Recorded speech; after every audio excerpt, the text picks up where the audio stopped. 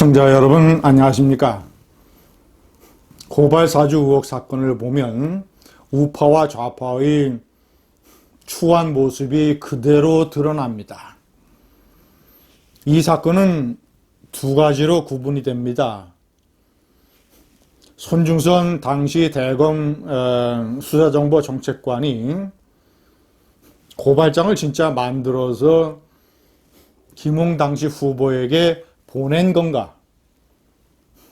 고발장의 정체.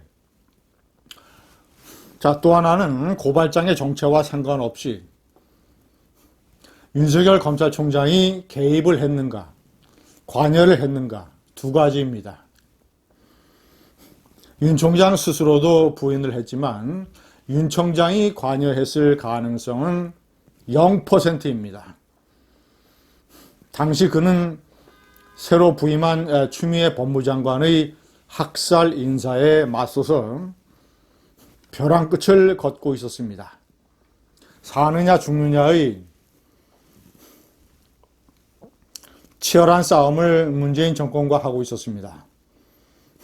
그런데 그가 이런 무슨 고발 사주 사건을 기획을 해서 스스로 죽음의 덫에 들어갔겠습니까?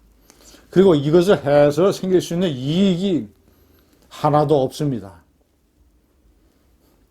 그리고 윤 총장이 머리가 바보가 아닌 이상 총장이 손중선 수사정책관에게 그런 지시를 하면 이것이 비밀로 숨겨질 수 없다는 것을 잘 알 텐데 왜 그런 지시나 관여를 하겠습니까? 자, 사정이 이러한데도 제가 1번과 2번에 명기를 했습니다만, 자, 이런 일이 벌어지면 이것을 윤석열 검찰총장이 당시 지시나 관여를 한 것으로 몰아붙이고 있는 여권의 공작 선동에 맞서서 국민의힘은 사건의 진상을 철저하게 수사해라. 그리고 아무런 혐의가 없는, 아무런 관련이 없는 윤석열 검찰총장을 몰아붙이는 것은 정치 공작이다라고 맞서서 싸워야 됩니다. 그런데 예를 들어서 최재형 후보처럼 이거를 공수처가 특히 윤석열 검찰총장을 아무런 혐의도 없는 사람을 입건한 행위를 놓고 공수처를 신랄하게 비판을 했던 최재형 전 원장처럼 국민의힘의 유력한 대선 주자들은 윤석열 전 총장이 유력한 경쟁자라 하더라도 여권의 어떤 공작 선동이 자당의 동료 후보를 겨룰 때는 대오를 같이 해서 일단 맞서 싸워야 됩니다. 그리고 또 한편으로는 손중선, 김웅, 조성은, 박지원 이런 혐의에 대해서 철저한 수사와 진상 규명을 요구하는 것. 이게 상식이고 원칙이고 정답입니다. 그런데 홍준표는 여전히 소인배다운 행동에서 벗어나지 못했습니다. 뉴스버스의 언론 보도가 있고 나서 3일 만에 마치 윤석열 총장이 지시하고 관여한 것이 사실인 것처럼 몰아붙이면서 홍준표 후보는 윤석열 총장에게 진실을 고백하고 국민에게 사과하라고 하는 야비한 또 하나의 어떤 선동에 가까운 이런 추태를 보였습니다. 어제는 당이 이 일에 말려 들어가서는 안 된다.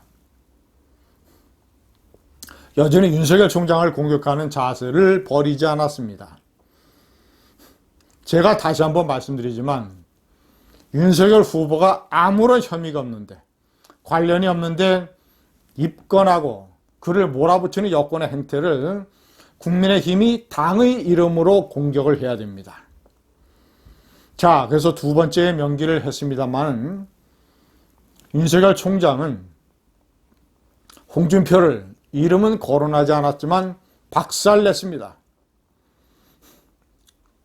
그저 총 한 번 쏘니까, 총 한 번 빵 쏘니까 이 여권과 야권 인사들이 벌떼처럼 일어나서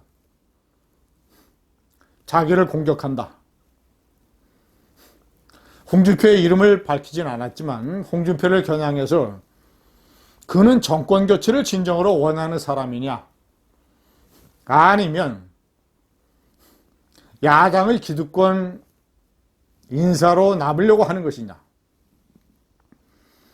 제가 이번에 문제를 제기했습니다만 홍준표가 윤석열 총장에게 하는 행태를 보면 윤 총장이 후보가 되는 것을 바라지도 않거니와 윤 총장이 후보가 돼서 만약에 대통령이 되면 자기의 정치적 입지가 쪼그라드는 것을 걱정하는 것 같습니다. 그럴 경우에 홍준표는 일개 지역구 의원으로 쪼그라들 것입니다. 반면 윤석열 총장이 패배를 하든 그럴 경우는 만약에 이재명이가 대통령이 되면 홍준표 후보는 이재명 정권에 맞서서 야권의 상당한 영향력이 있고 지분이 있는 야권의 기득권 주자로 남을 수가 있습니다. 이 점을 윤석열 총장이 날카롭게 지적을 했습니다. 정권 교체를 원하냐? 아니면 기득권 주자로 남기를 원하는가? 세 번째 주택, 롯데 호텔의 38층에는 고급 한식당과 고급 일식당 등이 있습니다. 유리창으로 보이는 전망은 북악산과 청와대가 보입니다. 대한민국에서 가장 전망이 좋은 고급 식당 중에 하나입니다.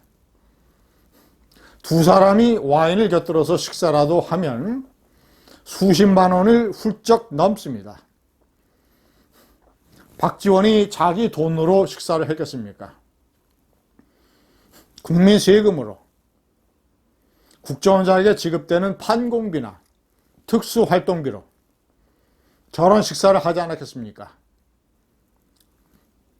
국정원장이 되면서 정치와는 발을 끊겠다고 선언을 했던 박지원, 대표적인 청년 정치권 인사 중에 하나인 33세의 여성 조성은과 그 호텔 고급 식당에서 식사를 하면서 좋게 수십만 원은 훌쩍 썼을 겁니다. 국민 세금으로.